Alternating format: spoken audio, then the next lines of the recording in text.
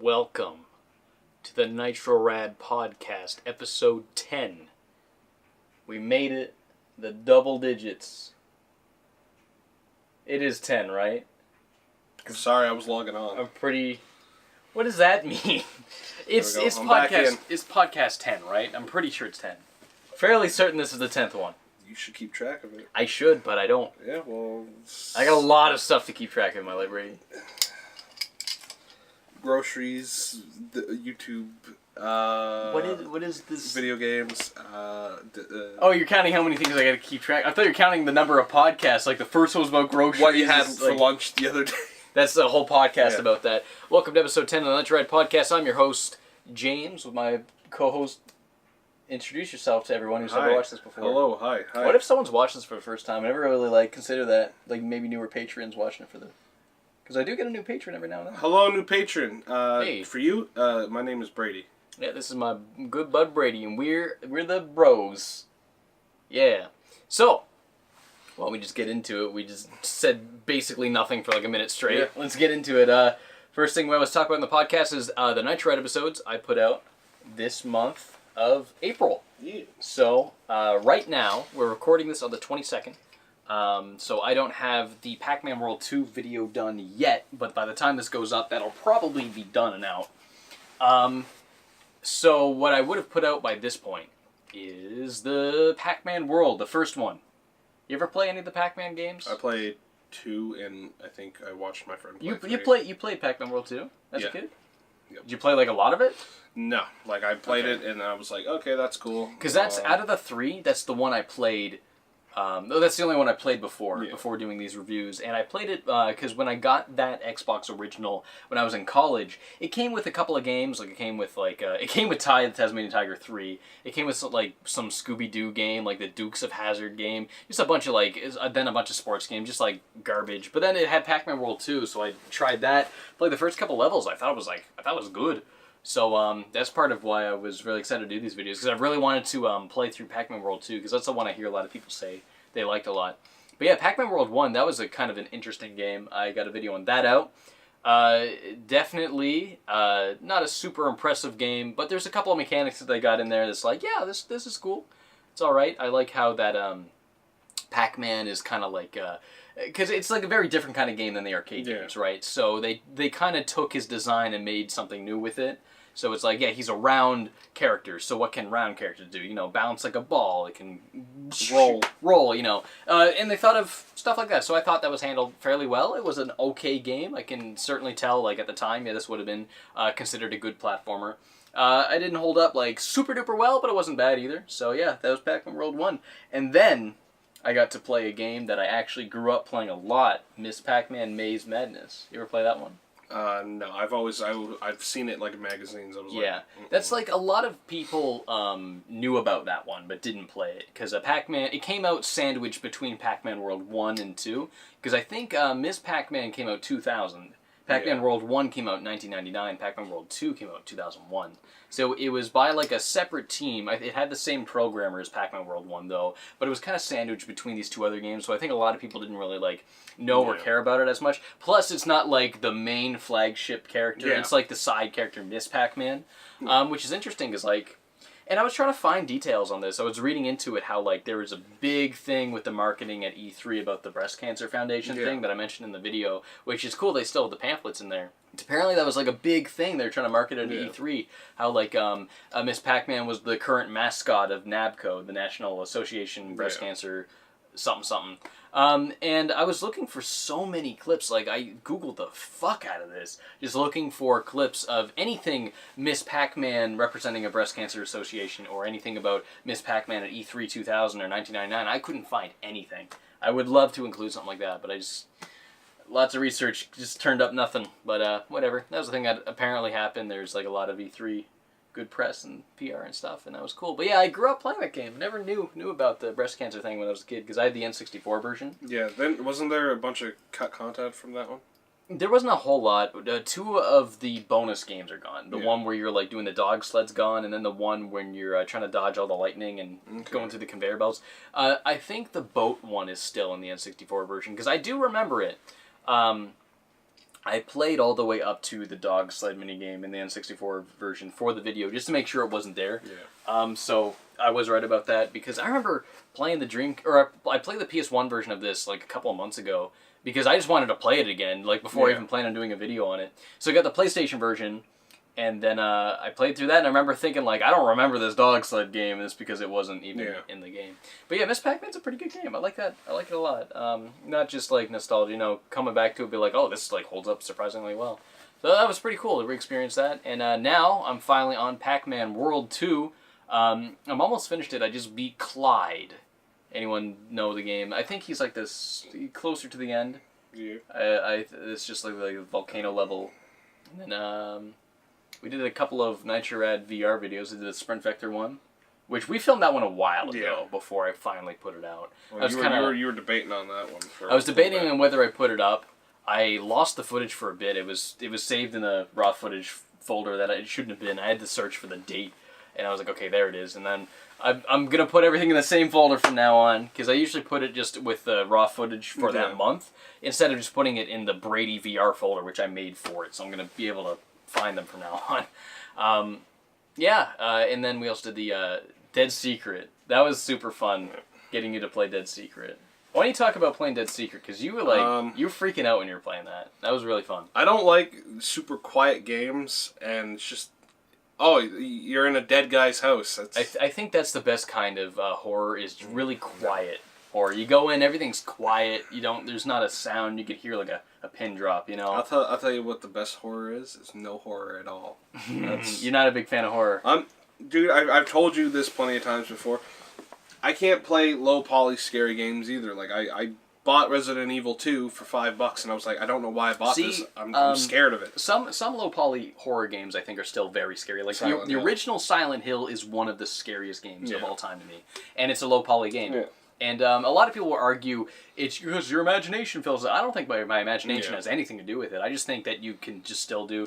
I think for me, what horror really boils down to is make a thing you don't want to see, and then just make them afraid of seeing it. It doesn't matter what the thing looks like. It doesn't need to be your imagination thinking of what that thing could be. It doesn't need to be anything. It's just like, as long as you know you don't want to go to something and you kind of become afraid. I don't know. It's just about the atmosphere making you feel a certain way, so when you finally see the thing. So for me in Silent Hill, it's the biggest part is the school, because it's pitch black in there except for your flashlight, and the gray children. Every time, like, you go in another door, and I'm like, I don't know if there's, like, you go in a door, you're waiting for that loading screen to be over, and your screen might load up, and they're just coming towards you. Maybe not. And it's that makes Silent Hill 1 so scary to me. And also, it is the gray children. Like, they are really scary, like, as they are. Like, even if they're low poly, it's more so the way they move, and... like, the idea of a zombie child doesn't scare me, but it's just the way it, So I don't think it's more so an imagination. Well, I mean, I used to be scared of, what was it, Skull Kid from Majora's Mask. Yeah, same here. Did the shifting. I was terrified of Majora's Mask. Yeah. When I was a kid, I never played Majora's... Not to interrupt, but when I was a kid, I didn't have Majora's Mask. I skipped that one because it was scary to me. And also, everyone told me that they didn't like the time limit, which is why I avoided it for so long. Thank God I finally played it in high school. But I had Ocarina of Time. I skipped right to Wind Waker. But I watched the big kids play it at the daycare. Yeah. And that moon gave me so many nightmares. Yeah. The moon, the mask, the movements of certain characters. I was like, no. And like, even in Ocarina of Time, like, I ran out of, like, the Temple of Time. Yeah. Like, just get me the hell out of here. I don't want to be here because the re-deads. But, yeah. When you leave as an adult and then you got... Yeah, that was scary crap when I was a kid. Whatever the hell they do. I remember I was so scared of those things, and I would watch the big kids play the game, and they would go right to that part just to fight the re-deads. Yeah. I say big kids, but I was probably, like, 8, and they were probably 11, Still big kids. To you at the time. Listen, back when I was in school, you'd be in grade 5. You're on, you'd be in like grade, I think 3 or 4. 3 or 4. You would be on this one side of the school. You weren't allowed to go onto that side because that's the big kid side. Your school had that too? Yeah, mine did as well. And I was like, why?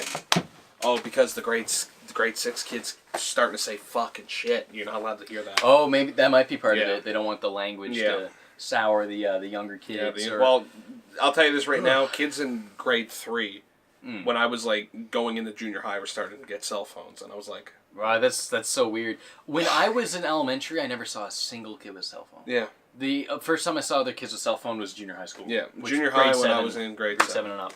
Yeah. And I was like, why the hell is... And even then, like, not a whole lot of people... it would have been 2007 when I first hit middle school, and I wasn't seeing a whole lot of people with phones. It wasn't until high school when everyone had a phone. Yeah. I never had a phone. Yeah, you still don't have a phone. I still don't have a phone. You have an iPhone, but you don't... I have an iPhone. It's in my pocket. Though I use it, my mom gave it to me because she got a new phone, and that's just what she had. And yeah, she gave it to me, and I don't use it as a phone. I use it as an iPod. I use it to like message people through like Facebook Messenger, but I need Wi-Fi for it. That's all I use. Because because I don't go somewhere for work. I just work here in my house, so I'm always I'm always there I'm always by Wi-Fi. So if you need to message me, you can. So never really seen the much use for a phone personally, but it is something I gotta. It's just $90 I don't have to pay every month. Yeah. You know? Yeah. It's scary. That's anything that's scary. You can jump out. It's scary. I can watch horror movies. Oh, we were talking. I forgot what we were talking about. Yeah. I can watch horror movies. No problem. Yeah, I'm the same way. Horror movies. Very few horror movies have scared me. The Babadook has scared me. Yeah, that's not. And Mothman Prophecies. I haven't seen Mothman. That movie's really unsettling. Like all the conversations on the phone. Yeah. It's just so like, you just feel so. The whole time he's talking, but you're really interested, like, who is this person on the phone? Yeah. And the things he says and the tone of voice is just so unsettling. And there's this whole mirror scene where he's like, I think he's talking on the phone and he's in the mirror, and like his reflection, there's a part when he looks up and the reflection doesn't, and then like it goes out of sync and then back in. It's like, it's super subtle. Yeah. And Robbie and I noticed it when we were watching it. We were like, what the fuck? I didn't like those. Yeah, I thought it was a great scare, but yeah, those are the only two movies that's ever like scared me. Babadook, I don't like because of like the stop motion movement. Yeah. That's what got me. That movie was very scary. Other than that, I've watched. Robbie and I used to watch a lot of horror movies late high school and when I was in early college. And none of them really scared me, but we enjoyed watching them because we found them really fun. One of my favorite movies ever is, you know the movie Quarantine? Isn't that the apartment? Yeah. It's like found it's in footage. an apartment It's found footage. And that is a remake of a Spanish film called Rec, like REC, like record. Yeah. And that Spanish film is really good. The American remake's not super great, but Rec is one of my favorite, probably my favorite horror movie. It's a super fun movie. There's a part when like the camera guy is getting attacked by a zombie, and he uses the camera to hit the zombie, and it's such a cool scene. Such a cool scene. It does, I forget how it ends. Like it's they're up in the attic, like the very attic. Yeah. But that's not like a super duper like spooky movie. It's a fun movie. And the sequel to Rec, Quarantine did their own sequel where it was in an airport, and it was just like pretty much the same thing of Quarantine but in an airport, and they ditched the found footage format pretty quickly. Like maybe the first 5 minutes are like found footage, and then it's just filmed like a movie, and it's like that's defeats the point. It needs to be from the perspective of someone with a camera. So Rec 2, the Spanish people who made the original Rec made their sequel, and their sequel was awesome. It's a SWAT team that goes in the building to secure it and look for survivors, and it's going between all their head cameras. And halfway through the movie, it rewinds, and we replay those events from the perspective of three delinquent kids going in with a camera, trying to be like, yeah, I heard some messed up shit's going on here. Let's see what's... and then they intertwine, and then it's from the perspective of one of the kids with one of the SWAT team members, and it's still recorded found footage stuff. It gets really dumb near the end where it turns out, oh, they're not zombies, it's this evil Satan cult, and they're evil demons, and it's like it gets not kinda, like some kind of it gets kind of virus. Dumb on what's going. Yeah, it's like, oh, it's not a virus. They're actually Satan demons. It's like, okay, that's dumb. But I mean, it's still such a fun movie. Rec 1 and 2. Check them out. I watched awesome. it's like this Ouija experiment. Oh, Ouija board or Ouija, the Ouija board experiment, and it's like the first one was like from some guy who wanted to make a YouTube video on it. Yeah. And I was like, okay, that's cool. There was actually some creepy parts. I watched the second one. Oh my god, it was horrible. It was Really? The CG was horrible. Like you could see, even in the first one, but like the second one was bad. This one girl gets ripped apart, and you can see like it's like just a green screen wrapped around her, and that's like bad. some shitty edited low quality guts. That's bad. And it's like, oh no, she has been ripped in half. Oh no, because they my have power's going down. they have a haunted house in this haunted movie theater, and it's like, oh no, she's ripped in half. Yeah. Let's move on upstairs. Like, how do you not put two and two together that this woman's ripped in half? The lamest progression, just like, the plot's up here. We got to go upstairs now. Yeah. Yeah, that's it lame. was so bad. It was so bad. You know, I feel like this camera's off kilter. It is. I didn't balance it before we started. Yeah. That should be better. It was only slight, but it was bugging me when I was looking at the preview and the TV screen. But yeah, that's horror stuff. Yeah. You don't like horror. All the way back to where we started, which was Dead Secret. It's bad. Yeah. Like, it's scary. I really like Dead Secret. I think the pacing of it was really good. You rarely ever see the killer. So the time you do see the killer, it's like, oh no. And it's like a lot of really subtle spooks. I just didn't want to look anywhere because I was worried that thing was going to pop up. You kept looking at the ground. That's what I do in PT. When I'm too scared to do anything in PT, I look at the ground because I don't want to see Lisa. Because, like, I'm looking down and I'm like, I'm still going to hear it. Yeah. I don't know why I'm doing this. I just don't want to see it. See, if there's any VR horror game I'd want in VR is PT. I want PT in VR so bad. I don't know if I'd be able to handle that, but I'd be willing to try it. Man. Tell me to look at the mirror. I don't want to look at the mirror. Tell me to go in the closet. I didn't want to go to the closet, but I ended up in the closet. I knew there's nothing there, but I know I didn't. In the time when I knew something was there, I'm like, yeah, you just gotta go downstairs, use a knob. And then that's when I knew something was gonna happen, so I didn't play that part up. Stop it! Go away! Like, yeah, you go stop it! Yeah, like you point at him and tell him to stop. I know. Like I didn't know what to do. I'm so used to the move controllers, right? I thought my hand was. You play there. that one with the DualShock. Yeah. I think that game is really interesting. How like it's point and click, so you click somewhere and then your character moves over, but you can still look around while you're moving, and that is like such a smart design because that way you can really control the scares. Yeah. So like when you had the guy in the mirror, you're walking and then you just have to notice it. I only saw him out of the corner of my eye, and I didn't even. And when I looked, he was gone. You know. Well, I felt my friggin' you saw him heart right on sank. Yeah, and then I immediately just pulled off the headset and I went, "Fuck you!" Yeah, like I didn't know how to react. Yeah, you just like, God, man, that's spooky game, Dead Secret. The guy who gave me that, he said he's gonna give me a review code for the sequel as well when they get that out. So I'm excited to play that because I really like Dead Secret. I really like that game. Super duper fun. Did that come out this year? It came out just now on PlayStation VR, but I wonder if it's been out on Steam for a while. Because if it came out this year, I could be contender for top 10 games of the year. Probably. So really liked it. You know, what else? What else did you do? Did we for videos? Sprint Vector. Do you want to talk a bit about Sprint Vector?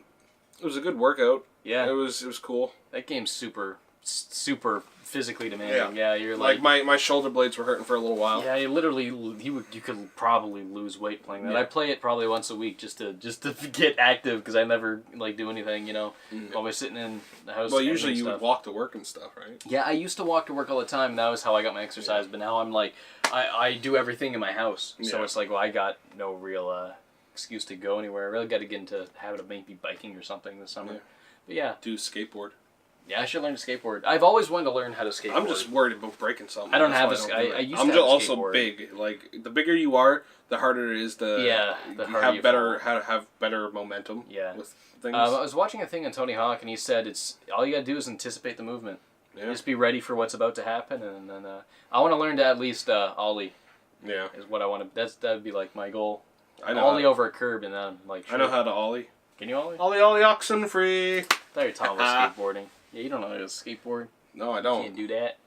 I remember my brother tried to skateboard once. Yeah. He went to the skate park. He wiped out. He went, never again. Oh, no. Yeah, that's brand new skateboard, too. And I was like... You gotta be one of those kids that's just, like, not afraid of pain. Yeah. Not afraid of getting hurt. Because, like, when I was a kid, I probably only 3 times ever I had an accident on my bike. Yeah. It wasn't even like a bad accident, but the first time I like fell off my bike and got hurt and I scraped my leg, I'm like, I'm never biking again. Yeah. And I just didn't go biking for like a long, like probably the rest of the year. It wasn't until like the next summer that I'm like, yeah, I'll give biking another shot. I wasn't always like that. I think it was watching YouTube videos of people like getting injured and like hearing about people breaking their bones and stuff. I was like, no, I don't want to break a bone. That's not good motivation watching people mess up, Yeah. So I'll stick to playing Tony Hawk Pro Skater. Yeah, that was my exposition. My exposure to skateboarding was just, and even the culture of it was just playing Tony Hawk games. I had Tony Hawk's Pro Skater 3 for the Game Boy Advance, but all my friends had the console version, so I'd play console versions at a friend's house at like the daycare I went to in elementary.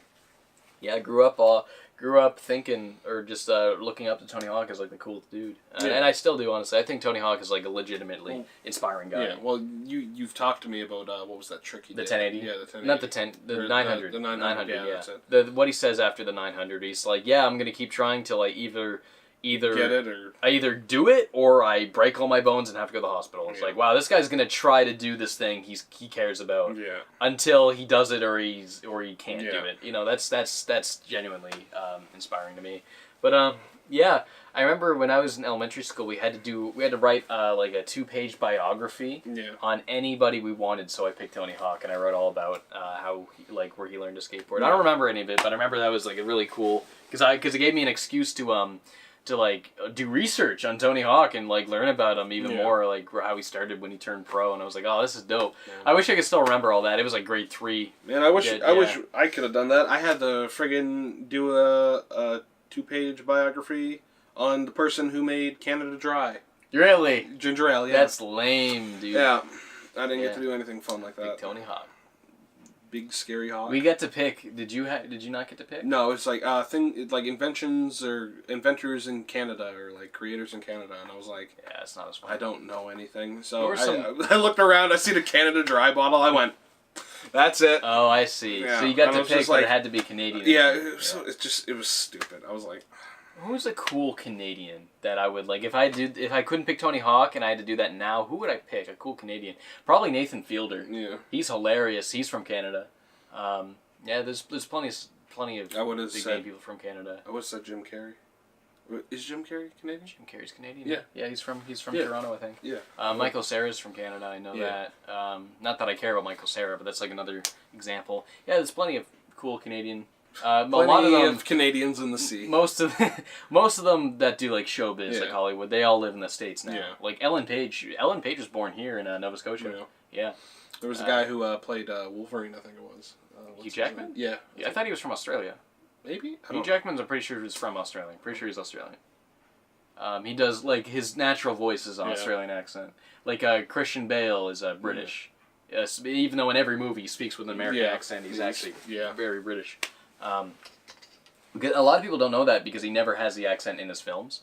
So, like, sometimes there's interviews, and the person interviewing him is just, like, so caught off guard that he's speaking with a British accent, because they're like, oh, they didn't even know you were from that side of the ocean. That's, like, super cool. What are you looking up? Yeah, he's Australian. Yeah, I thought so. Silly me. Yeah, because I remember he was in that movie called Australia. Yeah. And people would always be like, an Australian movie called Australia about an Australian actor. Because Hugh Jackman was in it, and I remember that being a thing, so yeah. Australia. My friend Daniel's been to Australia. Yeah? Yeah. I don't want to go to Australia. They got big spiders. I'd love to go to Australia. It seems like a great place to go visit, but I mean, there's so much deadly creatures there that's a bit intimidating. It's like, I don't anything about spiders. I'm like, no. I don't even going to Jersey, I'm scared. I'm like, I don't do the States have spiders I don't know. I don't know. They got spiders in the city? I think spiders more like a suburbs thing. I hate it. I would move to the city if I could just escape spiders. I would not want to do it. I don't want to live in the city. Going to the woods, the film for Granicore, transitioning into Granicore, like, just going into the film, I'm worried I'm going to have a spider on me. We never find spiders in the woods. Thank God. Go. Yeah, the worst we've ever got by bugs down there is... Was that underground hornet's nest? No, what are you talking about? When we filmed the C4 See You Later video. Oh, yeah. There's a hornet's nest under a bunch of leaves. But like we noticed it, and we stayed away from it, and we were fine. I was over waiting for my scene to take place. Yeah. Everyone else is over there running around. I was like, yeah, because we We didn't step on it or anything, but we noticed there's a hornet's nest. We're like, we're gonna just, you're gonna... Yeah, and someone got stung. I think it was... I don't think anyone got stung. I think it was Ryan. Ryan might have got stung. Ryan was like... Oh, if Ryan got stung, he would... Yeah. Ryan's really tough, so if he got stung, he would have been like, he wouldn't have been he was like, I know, he was like, I'd be freaking out and making a big deal if I got stung, but Ryan goes like... Worst place I've ever gotten stung, like that. back of the heel. Oh, mine was on the sole of my foot. Oh, when I was, I think, 3 years old is when I lived in my old house, and I was in grade primary. I kicked off my rubber boot, and then I waddled over, like hopping on one leg, and put my foot back in it. But a hornet flew in and stung me on the sole of my foot 3 times. A bee stung me here, up in here once. Yeah. And this was when I went to, where was it? Up to Magic Mountain, I think it was. And I went, like that, and I went, and all I heard was the thing crush, and then it fall onto my shoulder, down onto the I thought you were going to say you pushed it right Oh, into hell your, no, I didn't push it down into my ear, like it was up here in the roof of my ear, and I went, what the hell, like that? And then I got a massive sunburn on my face. I hate that bees have to kill themselves to sting you. Yeah. It's like I'm going to sacrifice my whole being just to hurt you. In the honor of the bees, I kill you! That is like evil. To sacrifice yourself just to inflict pain on somebody. That is probably like the most evil thing. Yeah, bees are evil. Suicidal bee. Yeah. Crazy, dude. But, yeah. That was our bee shenanigans. What were we even talking about? Going into Garanicor. Oh, yeah. I think the worst we ever had is when, I don't even know if you were there, but I got a million mosquito bites one time we went down there. And I remember the mosquitoes were bad. Ever since that day, I vowed to bring bug spray. I bought bug spray, and I bring it every time we go to the woods. I think there was one time it was bad, but it wasn't that bad because we were always like, "Man, this friggin' sucks." And Alex was like, "Man, I'm getting sick and tired of getting stung here. Can we like bit and shit?" And I'm like. But I remember when we filmed the Persona 5 video with Brandon. I brought bug spray, and I got all of us. I was so sick to my stomach that day. Oh, because you ate like so many burgers. I forgot about that. I finally warmed back up to McDonald's again, but I don't eat much there. It's almost a year since then, like this June or whenever. Yeah, I don't know. That was nuts. I miss Persona 5. That was a really good game. Probably my second favorite that whole year. Yeah, you never even finished Kaneshiro's Castle. I'm gonna play it one day. The anime's coming out. Are you gonna watch the anime, get the story from that? Yeah, totally. I'm just gonna watch the anime and then sell my game. I hear the anime is like I have 2 friends watching it right now. They tell me it's like it's okay so far. It's like it's doing a decent job. I know there's a lot of people that... Did you watch the Persona 4 anime? I watched the Persona 4. Not the golden one. I've watched the... Robbie tells me the first one's good, but he didn't like the golden. I hear a lot of people say... Golden's animation apparently is really... Bad? So-so. Interesting. On certain things. But I've heard a lot of people say that like they don't like the Persona... Either the Persona 4 animations. There's a lot of people telling me the Persona 5 one's not super great. But the people I know who have watched it, they say so far, 3 episodes in, it's doing an alright job. Though the first episode really rushes through the beginning of the game, so if you've played up to Kamoshida's Castle like halfway through that, you'll probably be able to follow along pretty easily. But yeah. But I'm gonna. I said I'm going to beat that game within the next 3 years. That was about I think 2-3 podcasts ago. The game came out about a year ago. Yeah, about a year at this point. I was like, I'm going to beat it within the next 3 years. By 2020. If it's not done by 2020, I'm just going to be like, I'm not. I'm a fake Persona fan. Even though he cosplayed Joker at a convention. It wasn't me. That wasn't me. I cosplayed a Morgana. Either way, you cosplayed a character from the game that you didn't even play. Yeah, I didn't play, but I know. Yeah, that's no one needs to see. I don't know. For Garanicor this month. We Oh yeah, we did a Grand Cross video. We did what was it? Time's Up. Time's Up.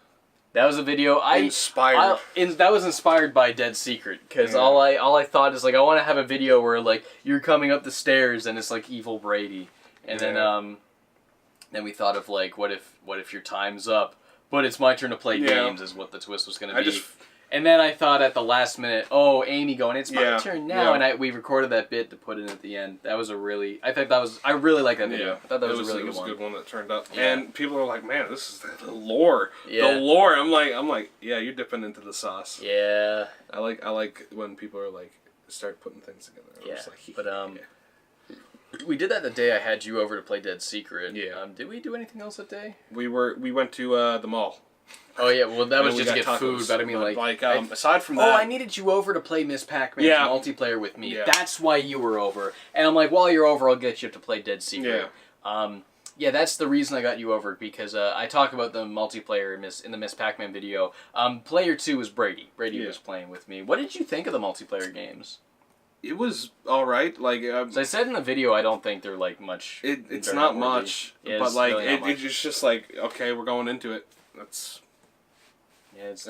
And then I was just like, because there was one time we both played as what was the name? Puka. And I was just like, why am I not getting this? Because we were playing Ghost Tag.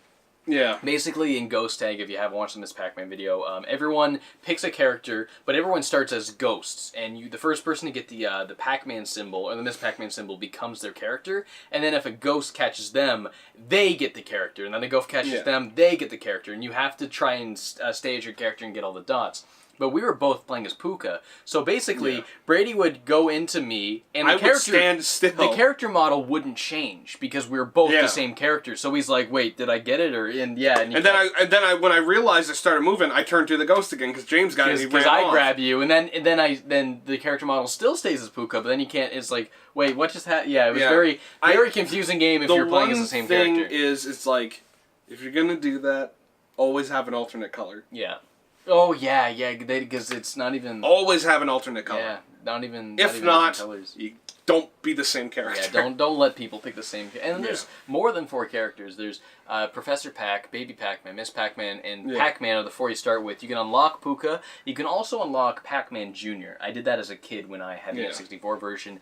And part of me thinks there might be another unlockable character, but I don't think so. Because I know I never got all of the stars when I had it as a kid. Yeah. But I feel like maybe there's one where if you get I don't know. Probably not though. But it's probably the Pac-Man's cousin Larry. I don't know.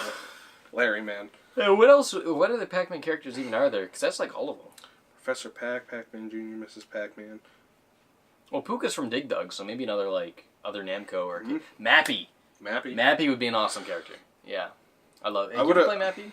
No. I love Mappy. I would have liked to see the Dig Dug guy. I like the Dig Dug. I don't know. The Dig Dug guy. I think Puka fits better into Pac-Man than well, he's like a little magic creature, but like Pac-Man World 2, Pukas are enemies again. Yeah, which is very weird. I'm guessing it's kind of like a Paper Mario Goomba kind of thing. Yeah, like, not all Goombas are bad. Some Goombas are good. So not there's like all Brady's are equal. There's one Puka that's like, friends with them. Then there's like these other Pukas that are just enemies. Hey Pac-Man, I'm the nice one. Here's your mail. No, I don't think the good Puka is in Pac-Man World 2. I don't think Miss Pac-Man is either. Professor Pac is in it, but I haven't seen like Baby Pac-Man or Pac Jr. Because they're all in Pac-Man World 1. Yeah. So I don't know. I know Miss Pac-Man and Pac Jr. are both in Pac-Man World 3 because I played the beginning. Like I just watched the opening cutscene of that. So I don't know if they're even into, but I'm not done it. I'll probably, those magma levels are so annoying. Like they're so long. Yeah. I was getting so frustrated with one of the levels in Pac-Man World 2 last night. There's this whole like really difficult lava level, and at the very end there's like this slide, and you roll down, and I would keep flying off the same turn. It was impossible. Yeah. And I would use like all 11 of my lives there and have to do the whole level over. And I'd get there again, I've got 6 lives, and I'd fly off the same spot every time. I'm like, what am I doing wrong? I would look at a video, and they just do it. And then eventually, I just got lucky and I made the turn. I'm like, well, how do you Yeah. I don't understand. What was I doing wrong? Something broken. It's just so bad. I was getting so mad at that part. Definitely going to bring that up in the video. Yeah. Yeah. So that was it for Nitro Red. That's it for Granite Core. Those 2 segments. What have you been playing? I've actually been playing a couple of games this month. I got Yakuza 6. I got the big collector's edition that comes with the 2 bar glasses and then the chill cubes, and then it also kind of came with an art book, which is really nice. Yeah. And coasters. Yeah, and coasters. There's one right there. I actually use these coasters all the time. I do not have coasters for my desk. Now I do.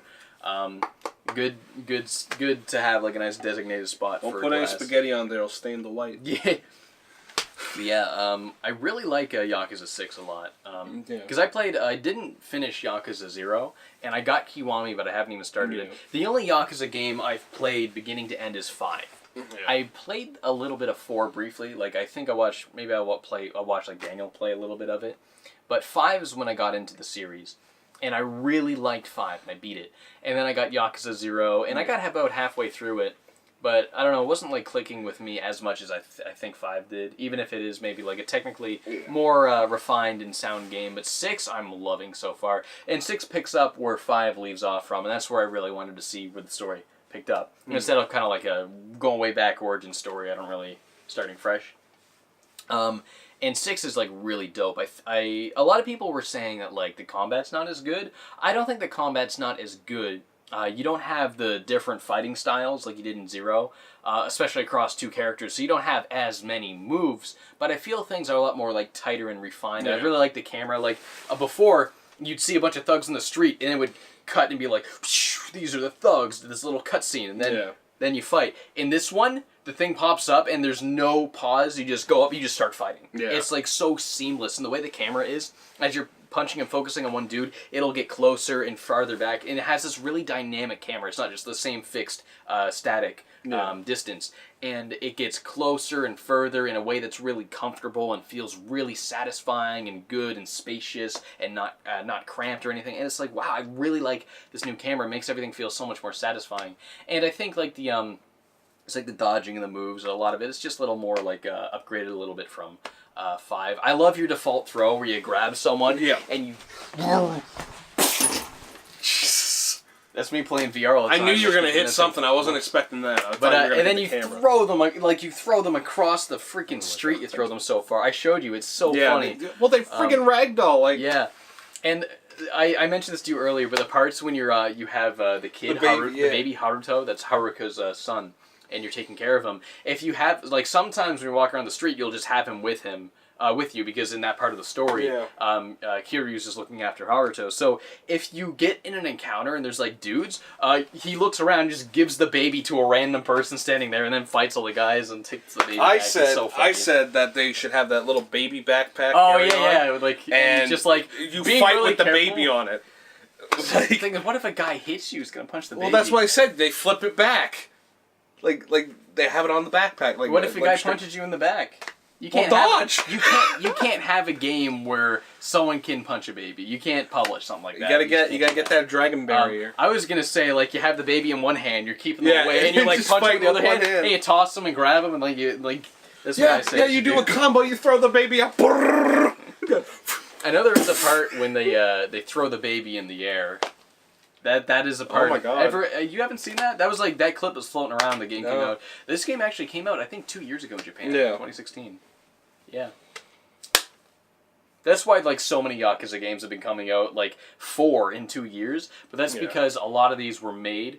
The newest one that just got made was Kiwami 2. That released, I think, this year, maybe just last year in Japan. It's because all these games have been out in Japan, and they're just finally localizing them all.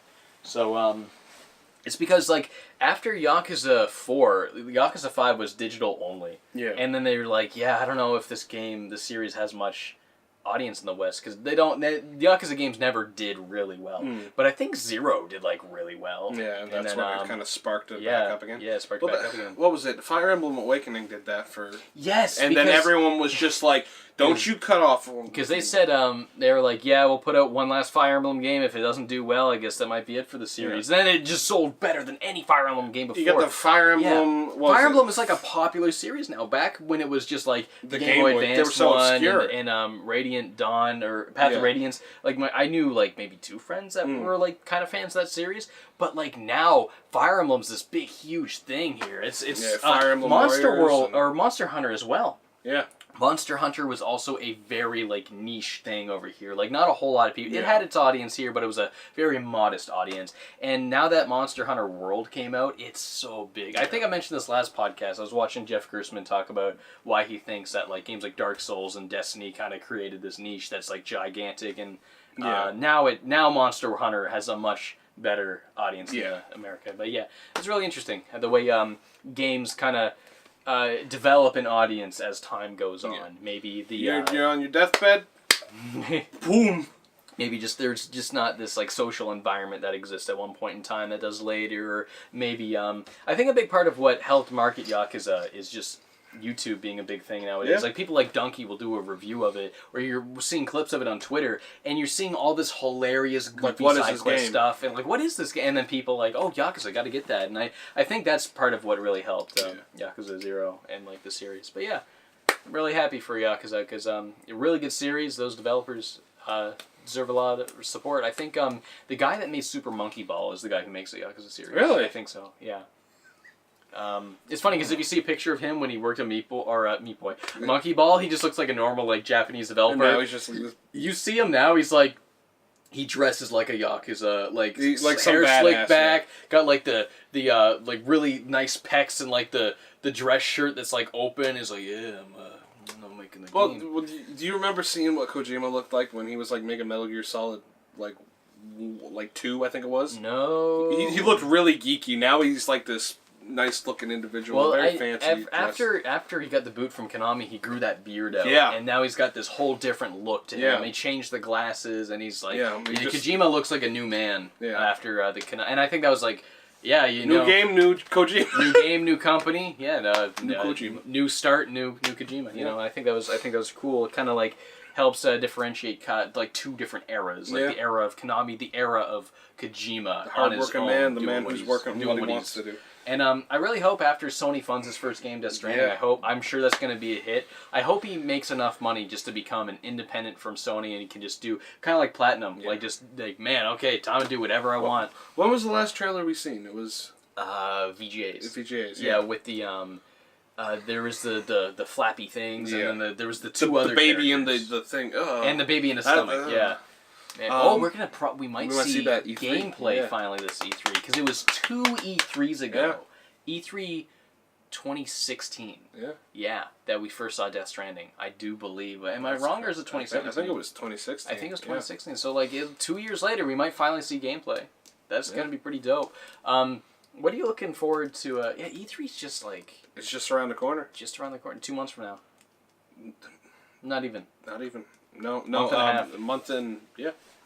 So what are you expecting from Nintendo? I'm expecting Smash Bros because they got that invitational tournament. I'm pumped for that. I'm pumped to see a little bit of detail on the Wario and Luigi's Mansion remake. Like they'll show something. But I'd like to see WarioWare Gold. I think we know what Luigi's Mansion remake's gonna be. I don't really need to see much more of that. I still would like to see something on it. I'm maybe a little more Mario Odyssey DLC. I don't know. I don't know if I don't even know if they would announce DLC there. How long did it take for them to make the Breath of the Wild DLC? How many months later did that come out? Almost a year. Okay, so they could maybe still make Mario Odyssey DLC. We were talking about how we'd love to see some older stuff come back, like Delfino Island, repurpose like Delfino New Plaza, Kingdoms. like one big map, no loading screens. That'd be awesome. The whole island. I have a feeling they're gonna announce Pokemon. Like, the Nintendo Switch. You know, I remember there's one year when Nintendo just killed it with games. I think it was 2010, 2011. Maybe, I don't know. Maybe it was 2010. That was when Donkey Kong Country Returns came out, wasn't it? They and that was Skyward Sword. They unveiled Skyward Sword, NTK Country Returns, and Metroid, which at the time is like cool. Another Metroid. It's funny because in hindsight, like the Metroid and Zelda, the turn is like looking back on them, it's like I don't know. There's better Metroid, there's better Zeldas. But yeah, I remember that year they really killed it. But this I feel like this could be a really strong Nintendo E3. I mean, they're showing. We know they're showing a new Smash Bros. I'm praying they're finally going to show Pikmin 4. Yeah. Because I bring this up all the time. Miyamoto said that's something they're making for so long. Yeah, he said was pretty much done. Yeah, he said it was pretty much done like 3 years ago. Like, he really wants it. Maybe it's going to be like a really big ass game. I hope it's a big ass game. I hope it's at least as lengthy as Pikmin 2. Yeah. Because Pikmin 3 really laid down the new engine, like the new controls, the new structure, all the 3 captains, the new Pikmin types. This is really good. Oh, the functionality between the gamepad and the Wii Remote, which they're going to have to change that a bit because you're not going to be able to use the Wii Remote on the... I hope they make the control. Oh, you can use the Joy-Cons. Yeah. But yeah, HD something like that. And then, so I think they got all that down. But the game was a little shorter. It didn't have like the dungeon crawling elements that Pikmin 2 had that I really liked. Yeah. So if they just take Pikmin 3's structure and new control setup and just give it like the level design and the content of Pikmin 2, have the dungeons, all of the tons and tons of bosses you can fight, the like 200 plus treasures. There's just so much to get and do to fully complete Pikmin 2, and I think Pikmin 3 could have had more Pikmin 3 felt like it was about as long as Pikmin 1. Maybe a bit longer. Pikmin 2 was like more than twice as long as Pikmin 1. So I just want, give us another Pikmin, but have it as refined as 3, but give me the content that 2 had. That's what I'm really hoping to see in a new Pikmin game. I know we're probably going to be seeing some kind of announcement for Amiibos, and I'm like, kind of like, please don't. Not right now. I'm so close to being done. I'm so close to being done. So close. You have so many. I'm so close to being done. You have just so many. 10 Amiibos. Like, 6 of them aren't released yet. Can't wait for them to announce like another 60 Amiibos in the new Smash Bros. Game. We joked about that, and I hope to God it's going to be a joke. I'm sure they're going to do it. If there's going to be new characters, they're going to get new Amiibos, and if they get new Amiibos, that means I'm going to have an empty wallet. I love collecting them. See, that looks good for me because I'm at a point where I just buy the characters I like. So it's like, oh, maybe they'll have a figure of a character. But I like all of them because they're so nice. They're nice little figures, and I'm like, figures. They're just. You remember when Amiibos first came out and everyone was like shitting all over them just because the Marth one didn't look super good? Yeah. Yeah, because Marth had I remember your Granicore video on that. Yeah. Mega64 commented on that one. Yeah, they did. And I remember I went on a hunt because I was like, they commented on it. On a video, and you're like, I don't remember. And I remember, it was this one! I remember it now, yeah. Yeah. Amiibo! Did you tweet it at them or something? No, I just sent it to you. I was like, because I'm sure it was Rocco who left that comment, because I think he's the one in charge of the actual like accounts. And he's like into figure collecting too, he's huge into figure collecting, and I know he was also a little irritated by all of the noise, being like, Amiibo suck. It's like, no, they look fine. They're cheap too. Like if you want like really good statues like that Kiryu, or let's say that One Punch Man. Yeah, that's the a really One Punch nice one I have that's really nice. So it's like $50 plus. I paid $30 for it because I got it when it was brand new, but now it's like rarer and it's like. Well, they make them in like certain like in a quantity. Yeah. And like if that sells and it's sold out, you're probably not going to get it again unless someone's selling it for like $800 a play arts figure. I was lucky enough to get my Venom Snake play arts at a Value Village, pretty much brand new for $60, and I was like, "That's nice." And I used the discount on it to make it $50, and I was like, when we go to a convention in Jersey, I'm sure American cons are going to have much wider figure selections, because that's the only reason like I really like going to cons is seeing the vendors. And, well, how much time do you and me spend in a vendor's?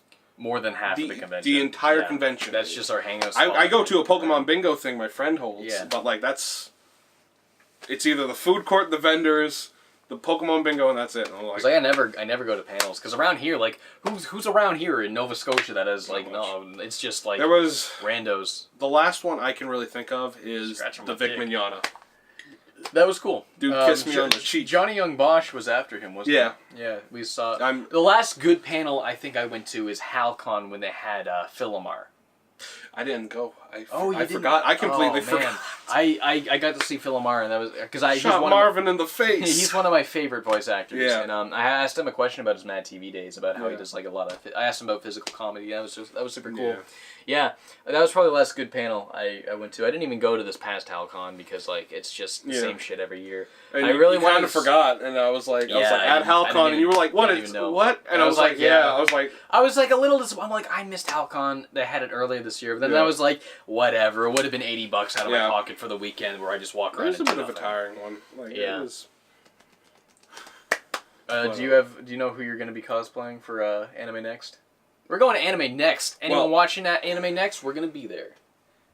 Not as like panelists or anything. We're just going. Yeah, we're just going to hang out with some friends. And yeah, I'm sure we'll probably. If you want to stop by, say hi, maybe take a picture. It's gonna be weird, like, because I've only been recognized in public for YouTube once. I got noticed at HalCon that one time, and I got noticed because I street passed someone. And they're like, "Yo, Brady's here." I was just sitting across, dressed as Papyrus from Oh yes, they wouldn't have recognized. And I went, yeah, hi, I'm Brady. What?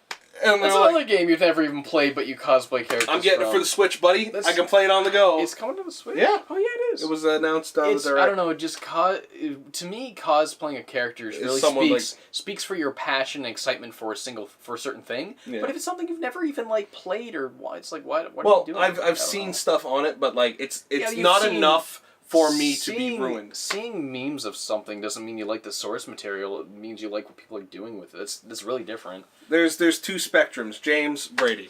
I don't know. I think Papyrus was an awesome design of a character. I was like, yeah, that looks cool. My friend was like, we need this character. I was like, yeah, sure, I can. Then someone comes up to you and starts throwing all these deeper Undertale references at you, and you have no idea what they're saying. No, I just mind my own business. I hate that when people come up to you and just throw references to the character. No, every time I went to... You know how many times I've gotten Deadpools come up to me and do stuff, and I'm like, Deadpool, you crazy wacky guy, and I just continue. Every time I went to a con as Psycho Mantis, I just get so many grognards being like, it's never even Metal Gear references. It's always Ego Raptor references. It's like, hey...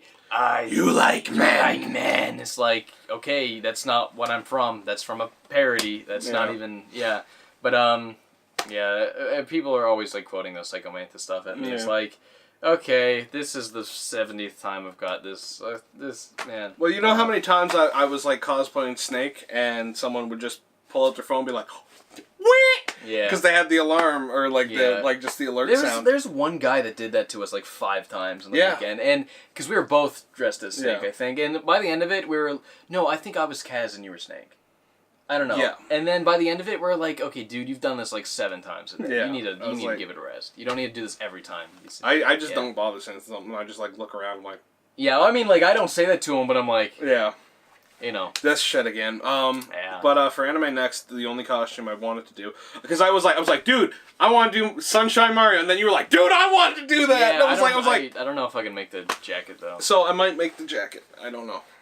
I'm going as Yusuke from Persona. I got the Phantom Thief outfit. Yeah. I got my fox mask. I'm going to grab that because it's right there, and I'm going to wear it because it's cool. It's cool. Look how cool I just don't want to pack too much stuff. That's my thing. I'm cool. You're something, all right. Cool's not really the one. You're a goof. You're a goof. I'm cool. But I just want to do the Mario. Swing. Do the Mario anyway. Side to side. Yeah, I got this going on. Then I'm also doing the. I got a little bit more done on it actually. I'll show you. Oh, the captain. Yeah, the conductor. Conductor. Yeah, it's getting. Oh, how did I have this? Dude, you gotta get some googly eyes. I'm still trying to figure out a lot of this because there's. Oh, I'm not putting googly eyes on this. That was a. Have you seen that? Yeah, I've seen that. Wait, you got the cardboard for the mouth to move? Yeah. Dude, that's sick. Yeah, I still need to get these back. I need something to sew it all to, but yeah. Yeah, it's conductor from Far Cry 3. You know what I meant. I thought you meant Paper Mario. Oh, I hadn't time. See, I kind of see through the mouth, and then get a side view there. And I got the costume, and I got a hat I'm gonna put on top of them. Let me grab that. Don't trip on your penis. That's what this hat you're trying to wear. Yeah, because I was like, why is it so flat? And then I went, oh yeah. Yeah, that's going to be hot glue to the top of it. I'm still trying to figure out what I'm going to use as a base for the inside to kind of keep it. But I mean, this is pretty good so far. I just need to get that all, yeah. You sure know how to sew up a good ham. And then it kind of falls over. You're an odd fellow, but you can sew a good ham. Yeah, that's something I've been working on and off since probably January. Yeah. Yeah. Now my hair's all messed up. You see this sick shirt? Oh yes, play Celeste. That's my favorite game so far this year. Celeste is awesome. Yeah. Kevin drew the official Celeste shirt. When I heard that when he swang the gig of drawing the official, because he's done the official shirt for a couple of indie games. Also did the official shirt for Cuphead. Flint Hook. Did he do the official? I think I've seen Cuphead merch because I remember seeing something. Yeti does have some Cuphead merch, but they're not allowed to sell any mugs or figures or anything because Funko bought them over that, which was stupid. Pulling that out. Why would you let Funko buy something? Don't do it. Well, the Yeti didn't let them. It's just it's MDHR where they're like, oh, these guys are offering a lot of money. Well, of course they gotta take that. They seize the opportunity. What was it? Funko bought Earthbound or something. Yeah, I hate that Funko buys up everything. They're just becoming a massive corporation that's we have the rights to everything. We're just making the same figure but slapping different body parts on it, and Funkos all look bad. Soulless Eyes? No, you got this. Soulless Eyes? I don't buy Funkos, but if someone gives me them as a gift, I'm like, okay, cool. That's cool. I would refuse the gift and tell them they have betrayed me as a friend, and I would banish them to the underworld, to rot in hell for 1 billion lifetimes for the sins they have committed towards me, buying me a Funko. How dare you! I hate driving! That was trying to be the Eggman voice at the end of that. For Sonic Adventure, Eggman. So Eggman has never had a bad voice actor. No. No, even in the old cartoons, I think they've always found a good Eggman. Like, even Sonic Adventure, like, the rest of the voice acting is questionable. Whether Mike Pollock. whether you like it or not, but, like, the guy who voiced Eggman, he's dead now. Yeah. R.I.P. God rest his soul. He's an awesome Eggman. He really has the snarl that kind of Snake does, but only at the end of the sentences. Yeah. But in, like, a very, like, sinister... You're not going to get away with me, a very, Fox boy. Very sinister growl, rather than, like, just the... old grizzled kind of growl that Snake has, and this is a sinister growl, and I love Adventure. Mike Pollock's great too, but I think I like my Adventure Eggman best. But again, until his power went down and he went up. Oh no, my power is going down. My life is going down. But yeah, I might have just because I grew up listening to Eggman the most. I think he was my favorite. Though I love Mike Pollock. I grew up listening to Mike Pollock too because I watched Sonic X as a kid. That was probably like 2000. I think I was still elementary. I was watching Sonic X every Saturday, going to yard sales. Grade 5 or grade 4, watching Sonic X, and yeah, Mike Pollock was Eggman in that, and then he was Eggman in from Sonic or Shadow the Hedgehog onward, which I didn't play that one as a kid. I didn't play Sonic 06 as a kid. I played Sonic and the Secret Rings and Sonic Unleashed. I played a lot. And he wasn't in it until Sonic Unleashed. Yeah. He was what? He was in Sonic Unleashed because he wasn't in Sonic Secret Rings. That was. Yes, he was. Well, he was in Sonic and Secret. He was in he was. Every Sonic game after Shadow the Hedgehog that had the 4 kids. Yeah, that's right. He was in Secret Rings. He was a character in the story, just not Eggman. Oh, you mean Eggman? Yeah. That's. I'm sorry. A character. Yeah, because they borrow Mario or not Mario. Sonic they characters. Take the characters like in Sonic and the Black Knight. Yeah. They had the Knights of the Round Table. There was Shadow. Yeah, Knuckles. but it's still Eggman. You know, it's a different character. I don't know. Yeah, I just didn't know if like someone who was like. I actually thought Sonic and the Secret Rings wasn't like a terrible game. I liked it a lot as a kid, but I thought like the Arabian concept was kind of dumb. I hear Sonic and Black Knight's just bad though. Yeah, I never bothered with the storybook series. I own Secret Rings, and I'm like, Give it to me. I'd like to play it again. I don't have it anymore.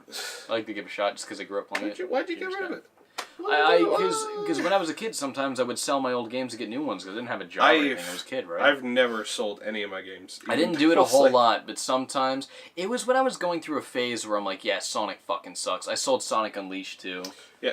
Because I'm like, yeah, the new Sonic games were all bad, and I was kind of like in this shit fit in like grade 9 where I'm like, I hate Sonic, so sick of Sonic games being bad. And then Sonic Generations came out 2 years later and ended that completely. And I was like watching these trailers. I'm like, this looks so good, but I know they're gonna mess it up. Yeah. I've never been so cautiously optimistic in my life. It was the first time I approached something cautiously optimistic when it was Sonic Generations, because Sonic Colors came out and it was received like kind of warmly, but I don't know anyone that played it. For the record, I don't like Colors that much. Yeah. I think Colors relies way too heavily on like the color gimmicks and like the side-scrolling platforming. Generations has the level design down pat. Like that is such a good game. But I was like, it was me and Robbie were like, yeah, well, we don't know anyone that played Colors. Reviews say they're good, but maybe they're I don't know. But when it came out, it was getting good reviews. Like, I remember IGN and game trailers and everyone I kind of followed up with back then in, like, mid-high school, we were giving it good reviews, like 8 out of 10s. I'm like, well, it does look pretty dope. The only criticism of it is that it's kind of short, you know?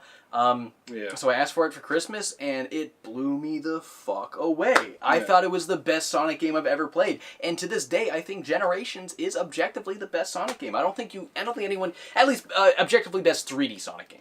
I mean, it does have the 2D parts, but like, man, Sonic Generations is my favorite Sonic game. I think Sonic Generations is not that good. Really? all the side scrolling in that 3DS game was just bad. Oh, no. The 3DS I played the 3DS one. And I hear like, that one's a little bland. I was like, it wasn't that bad. I was like, it's not that bad. It was made by Dimps. Yeah. Dimps kind of... They've made the classic Sonic stages were like the only thing I really enjoyed from that. Yeah. Was 3D Green Hill Zone. Dimps is pretty hit and miss with 2D Sonic games because they made the Sonic Rush game. Did they make Sonic Rush? I think the Sonic Rush games were both pretty good. Yeah. They made the Sonic Advance games, which I really like too. I enjoy 3. I hear 1's okay. I hear 3. Some people like 3. Some people, because remember, Some Call Me Johnny did a video collab with Ant Dude for the Sonic Adventure games, and Ant Dude liked 3, but Some Call Me Johnny didn't like 3. Yeah. So mixed on 3. I think the Rush games are awesome. Sonic Colors on the DS is like practically Sonic Rush 3. It's like this plays just like Sonic Rush, which is interesting because I never knew that until watching Johnny's video about it. But Dimps also made Sonic 4, which isn't that great. No. They also made the 3DS version of Sonic Generations. I think they just do the 3DS version. And then there was Sonic Episode 2. Sonic 4 Episode 2. Which was actually a little bit better, but... I hear people say it was worse. Really? I don't know. I think it's better because they got Tails in it, but that's... They also had Metal Sonic, which was pretty cool. But Sonic Mania is the real Sonic. Yeah. Ooh, so good. And Dimps did not make Sonic Mania. Good. It was Christian Whitehead and the boys, headcanon, whatever. Christian Whitehead and the boys. Christian Whitehead and the boys. Why is that a British thing? I don't know. But I really can't wait to see what 2D Sonic games they'll be making. Because it's like, we don't need Dimps anymore. Dimps can make like the handheld games, I guess. Dimps can go touch the Dimps wiener. made the 3DS versions of Sonic Boom, did they? I don't know, because I never bothered playing them. I would imagine they probably did. Yeah. Big Red Button made the Wii U version. I wonder if they're working on anything now. Probably not. Probably not after that terrible piece of crap. Probably not a project with Sega, at least. I mean, Sega really screwed the pooch with their deal, because Sega always invests in bad companies. No. It's not so much that. Sega's just really shitty with deadlines. Like the higher ups at Sega. Yeah. Did you hear what they did to Big Red Button? No. Big Red Button did not know they were making the game for Wii U until they were really far into development. Yeah. And they were running it on an engine that was not working. That could not run on the Wii U, and they had to spend a big amount of the remaining of the development trying to work that trying to get this game to fucking work on the Wii U. Yeah. That's why there's all those performance issues. Yeah. And that was completely Sega's fault and not Big Red Button because they did not tell them that. That was a big thing. There's a couple of Sega mismanagement communication things. Yeah. Sega, higher ups in Sega have been pretty bad. That's kind of responsible for a lot of bad Sonic games. Too, especially Sonic 06, like that was rushed because the higher ups at Sega just really, I feel Sonic in Generations is probably like the least rushed. I feel that game is so freaking polished. Everything in that game just feels like so meticulously planned out and thought out, well put together, retested and refined until it's like these like 9 perfect stages.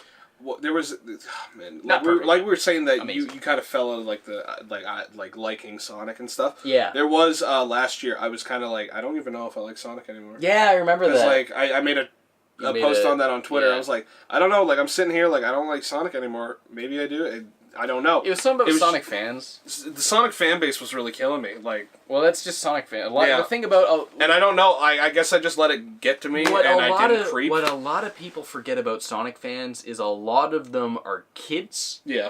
And kids do dumb shit. No duh. Yeah. Kids were like if I get a comment being like, "Shut fuck up, bitch! I hate your black friend. Make a real episode." This kid's probably 9. Yeah. You got to keep in mind the age of the people. And I was just like, I was sitting there, I was just really contemplating it. I was like, I don't know if I like Sonic anymore. See, the thing, what I think that's cool about Sonic fans is, it's funny to make fun of how, like, the cringy OC characters, but when Sonic Forces came out and repopularized making OCs, you were seeing all of these really talented people that grew up making Sonic OCs, drawing their old OCs, and they were all really good. Yeah. It's like, this is cool as hell. And I think that goes to show that, like, OCs aren't inherently bad. It's just because it's something that you outgrow as you get older. Yeah. Most of the ones that exist are just bad because they're done by children. Of course. Yeah. That's the whole thing about that. There's no real passion behind it. And that really hit me when I saw, well, of course there's passion behind it, there's not talent. Because kids typically don't have talent. Of course there's passion. When I was a kid, I was drawing Flair the Hedgehog. There's a lot of passion. Well, in that I showed you. What was it? I came. It was what, like almost a month ago. I came across my big folder of Sonic comics. I think you. Yeah, I don't know if you showed them to me, but you told me about it. I think I sent you the pictures to them. I think you sent me pictures, but yeah, you sent me a bunch of pictures of. Yeah. But you never brought them over. Of the comic book fronts, and I was like, yeah, this is what I used to do from, like, I think it was grade 4 up until, like, grade 6. And I used to draw a lot of Kirby comics just because Kirby's easy to draw. Yeah. Me and my friends used to make Pikmin OCs. Really? Like, types, elements. Did you play Pikmin? I played a bit of one, and Pikmin's like my favorite I never game. touched it Pikmin since. 2's my favorite games ever. It's like one of my favorite games. It was at a birthday party. Yeah. And we were just like, oh, Pikmin, frickin' nice. Why can't we play Double Dash? Old friend of mine, Aaron, when we were in elementary school, we used to draw our own Pikmin. We're like, yeah, when Pikmin 3 comes out, there'll be green Pikmin that can, like, survive, like... Toxic waste. Yeah, stuff like that. Or it can survive swamp water. Me and my friends, we had a rock Pikmin, which is, like, now a thing. What are you pointing on your amiibo. There's no rock Pikmin. Yeah, it's on the back. Told you. Yeah. Little Rocky dude. Is that what he is, a rock? Yes. Yeah, Rock Pikmin. Okay. He's called Rock Pikmin. Yeah, well, originally, like, we were like, oh man, we'll make a Rock Pikmin because he's heavier and he can stand on buttons and shit. We have this army Pikmin. We have this army Pikmin that can beat the shit out of, like, have guns and stuff. Yeah, they could fight and they won't die as easily as other Pikmin. And I think in Pikmin 1, red Pikmin were supposed to be the best fighters. I don't know if it was, like, true or not, but the manual said they were more aggressive than the other ones, so I always used them to fight. Kind of like red ants. Yeah, I guess so. I don't know if that was ever true or not, but I remember the other thing is you always get red first. So by the time you're fighting some bigger enemies, you're probably just gonna have more reds than the other ones. Yeah. So, and I find the at least in Pikmin 1, yellow Pikmin and blue Pikmin were so much more useful than red Pikmin. So red Pikmin were kind of like my soldiers. Like they're a little more expendable because you don't deal with fire as much as water and needing to those high jumps. Yeah, and then it wasn't even until Pikmin 2 that yellow Pikmin also could withstand electricity. Yeah, Pikmin's such a good freaking game.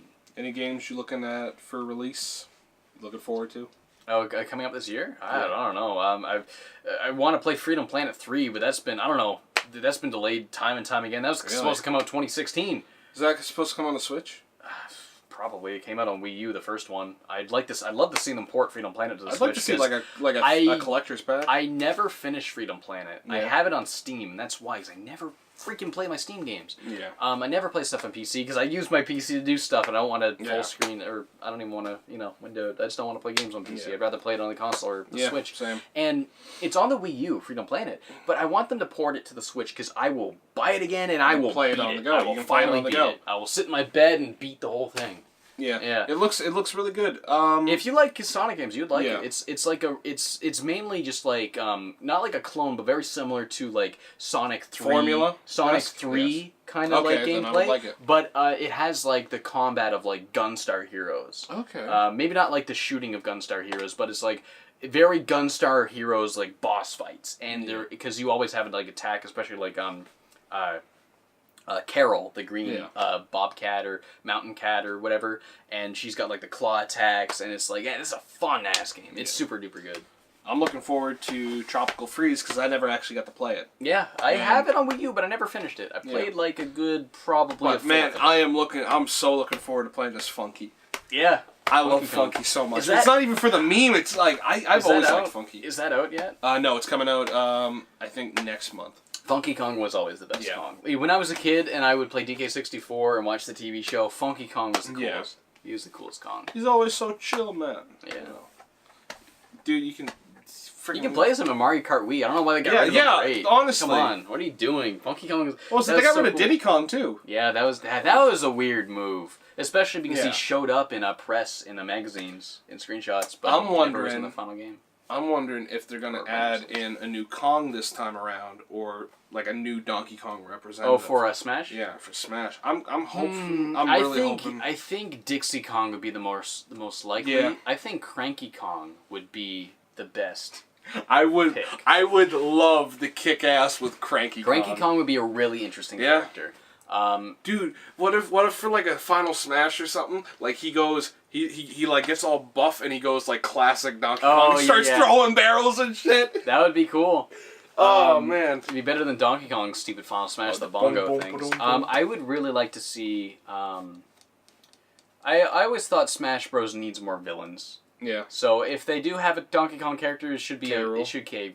Yeah. Or at least Crusher, just a villain from Donkey Kong. What other villains from games are playing in Smash Bros? For Mario villains, you already got Bowser. For Zelda villains, you already got Ganondorf. We already got Meta Knight and DDD. I would like this for like another character. I would like to either see Skull Kid or Vaati. Skull Kid would be pretty cool. Maybe Girahim. Girahim would be like a sword-based villain. No one gives a shit about Girahim. No one cares about. No one cares. I don't know. Like one-off throwaway villains from Zelda games, I don't think would have much spot in Smash outside of like a assist trophy. Because like you want to play as like the big-time characters that span the series, you know. And K. Rool is like that. Yeah. Like in Metroid, people want to be Ridley because Ridley's the villain for the whole series, not just one game. I think F-Zero could use, what was his name, Black Shadow, I think it is. Black Shadow, yeah. Another F-Zero character could be cool, honestly. If they had another Earthbound character, I think they should have like Pokey? Like, whatever his name is. Yeah, Porky, maybe. Maybe Gygus in like his Mother 1 form where he's still like the alien, like Gyg or whatever. That would be cool. Gigu. Who else would be? Who else would be cool for Smash Bros? I'll tell you right now, I kick some ass with a good Marks. I want Marks. Marks would be awesome, actually. Yeah. I think Marks is one of the most iconic Kirby. Yeah. I think to me he's the most iconic behind Zero. Yeah. Zero 2 from Dreamland 3 and 64. But obviously he wouldn't work for Smash. But Marks would. Yeah. Marks could work for Smash Bros.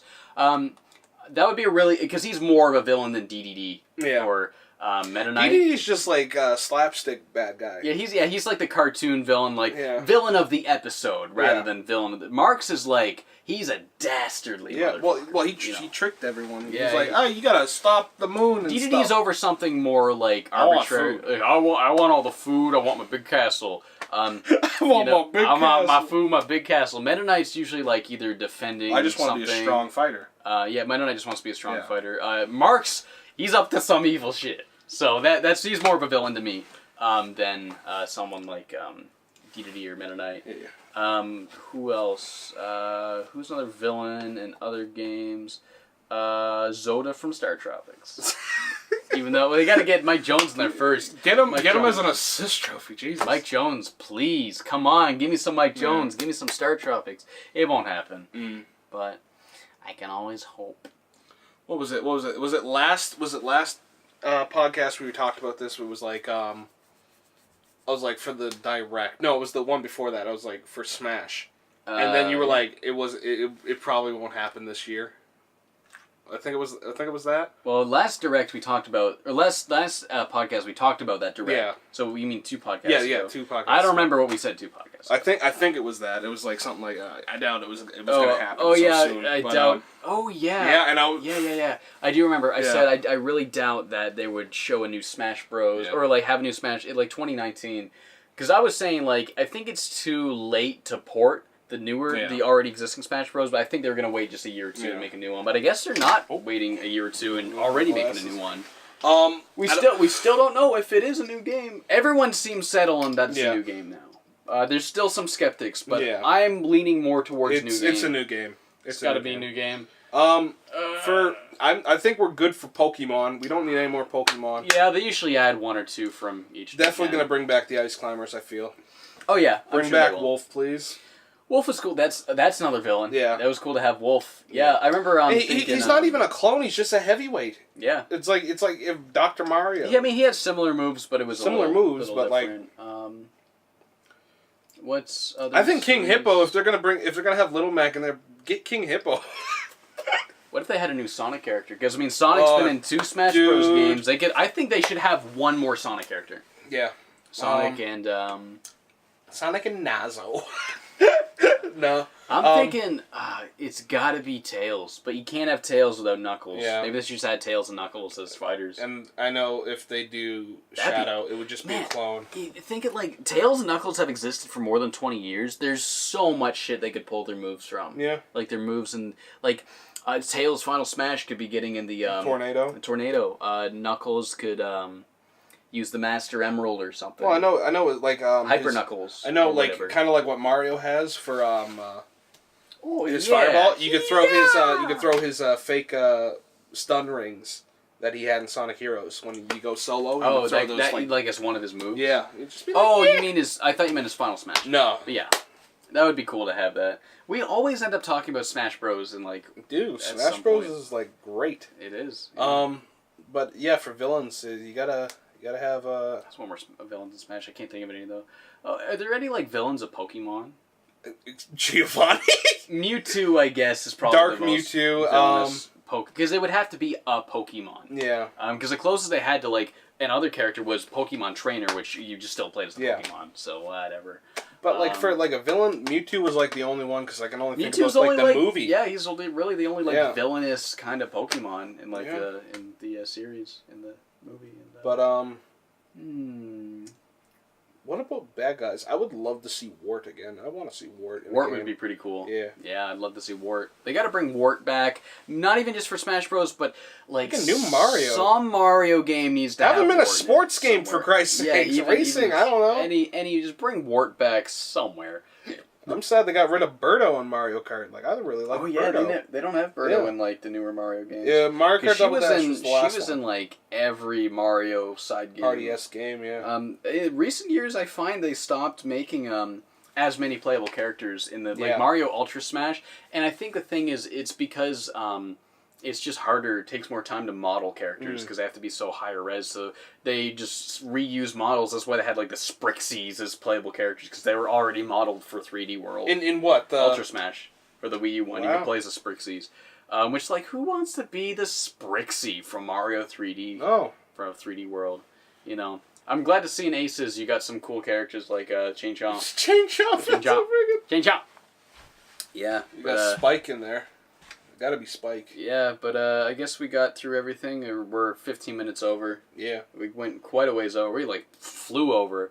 You said your ride was gonna be here 8:30. Yeah, no, they're gonna be late. Yeah. Yeah. Well, we should probably wrap up before you gotta go. So is there any like last bit you want to talk about? Nintendo, when are you gonna release an N64 version of Metroid? Yeah, Metroid 64 never happened. Put it on the classic. Yeah, man. I wonder if they make an N64 classic, we better see some unreleased. Give us some Kirby Air Ride. Kirby Air Ride on the N64. Yeah. Give us the Mother 3 proto build, but that would be cool. We played A Way Out today. We did that on live stream. That was actually a really fun super cool game. You're two dudes escaping from prison, playing games. We live streamed that. The live stream's up on the channel. We didn't get all the way through, got maybe just under halfway through. We finished another time. That was super fun. Check that out if you have not or want to see that game. Man, we were having a good time playing that. I was calling some crazy bullshit. Yeah, talk about that. What was the first one in the prison? I don't remember. It was like... But, I said, who's this naked chump? But, like... And then you came up and you're like, oh, that's me. I'm right beside you. No, and I was like... The first one I can remember is you were on the phone, and I'm like, who are you calling? And I said, it's pizza. And then the guy actually orders a pizza. And he starts, like, calling. He's like, yeah, can I get a large pepperoni? And I was like... Like, right when he said that. And the, You walked up, it's like, I'll give her a wrench. Yeah, she needs a help. Get her a wrench. And then she goes, hey, can you grab me a wrench, like, right after I say that? And the other time, what was the other time that you said? Oh, yeah, when they both throw their hats. And then they both threw their hats. Like, we would say stuff, and they would just do it. And it wasn't like it wasn't even like obvious predictable stuff. It's just like something humorous to us. Yeah. Like what we would find funny. We get the hat, we're like, okay, we're in. It's almost like as if the developers, like the writers, kind of had a similar sense of humor to us, or had like a same thought process we had. That was nuts. That was really funny. Like the pizza thing, I can't believe that. That knocked the air out of me. I don't react in the live stream because I was paying attention to something else. I didn't realize you said pizza, and then they said pizza. We played it back. He was. Yeah, you're losing your mind. Oh my god. Yeah, A Way Out is super duper fun. Really like that game. Super good 2-player 2-player. It's only 2-player co-op. You gotta have a friend. Yeah. But it's really good. Play online. Yeah, you can play it online too, and your friend doesn't need a copy of the game. Or you can play with strangers, which probably ain't a good way to play. Probably not as good. Yeah. Especially that boat part. We needed communication. I can't imagine playing it with a stranger. We were doing good for like 1 minute, and then it's like just going bad the other minute. Yeah, next you're just going the wrong way, and I'm trying to. And then once I was starting to go the right way, you switch, and I was like, "What do you want from me?" I messed up a bunch too. What do you want from me? I want to get down the river. I want to go to friendlies. I got an idea. Yeah. Good night, everybody.